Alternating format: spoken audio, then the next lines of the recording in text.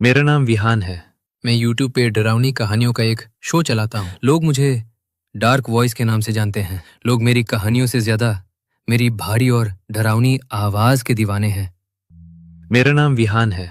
मैं यूट्यूब पे डरावनी कहानियों का एक शो चलाता हूँ। लोग मुझे डार्क वॉइस के नाम से जानते हैं। लोग मेरी कहानियों से ज्यादा मेरी भारी और डरावनी आवाज के दीवाने हैं।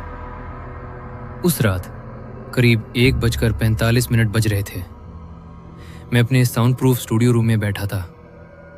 बाहर सन्नाटा था और मेरे कमरे में सिर्फ 0 डिस्क वाली लाल लाइट जल रही थी। मैं अपने माइक के सामने बैठकर एक नई हॉरर कहानी रिकॉर्ड कर रहा था। कहानी एक ऐसे शापित रेडियो स्टेशन के बारे में थी जिसे सुनने वाले लोग पागल हो जाते थे।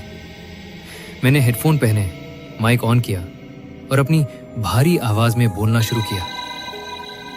और तभी उस बंद कमरे में एक ऐसी आवाज गूंजी जो इंसानी नहीं थी। मैंने रिकॉर्डिंग पॉज की ताकि मैं पानी पी सकूं। मैंने हेडफोन उतारकर टेबल पर रखे। पानी पीते हुए मैंने अपने लैपटॉप की स्क्रीन पर ऑडियो एडिटिंग सॉफ्टवेयर की तरफ देखा। वहां ऑडियो वेव्स बन रही थीं। अचानक मेरी रीढ़ की हड्डी में सिहरन दौड़ दी। मैंने तो रिकॉर्डिंग पॉज कर दी थी। माइक म्यूट था। कमरे में कोई आवाज नहीं थी।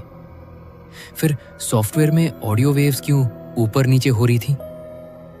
लैपटॉप किसी आवाज को रिकॉर्ड कर रहा था जो मुझे सुनाई नहीं दे रही थी। मैंने डरते डरते हेडफोन वापस कान पर लगाए और उस रिकॉर्डेड हिस्से को पीछे ले जाकर प्ले किया।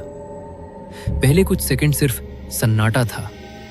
फिर एक बहुत ही पतली घिसटती हुई आवाज आई, जैसे कोई पुराना रेडियो ट्यून कर रहा हो। और फिर जो मैंने सुना उसने मेरे होश उड़ा दिए। हेडफोन में मेरी ही आवाज गूंज रही थी, लेकिन वो मैंने कभी बोली ही नहीं थी।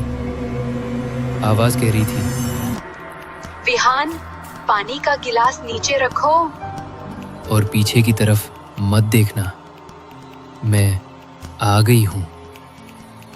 स्क्रीन के उस पार मेरा गला सूख गया। मैंने सचमुच हाथ में पानी का ग्लास पकड़ा हुआ था। मैंने कांपते हाथों से ग्लास टेबल पर रखा। ये कोई भूतिया परछाई नहीं थी।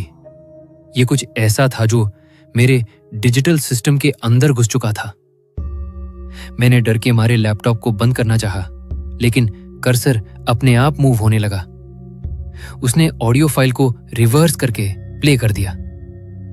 अब हेडफोन में एक चीखने जैसी आवाज आ रही थी।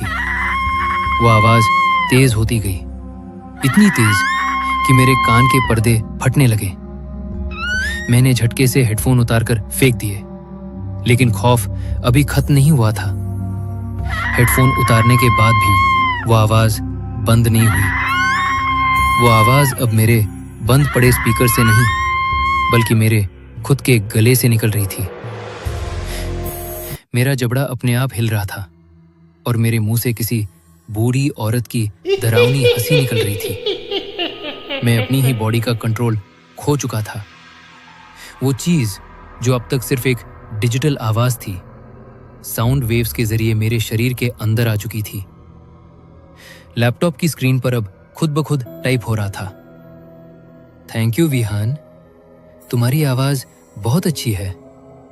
अब से इस चैनल पर कहानियां मैं सुनाऊंगी और तुम सिर्फ देखोगे।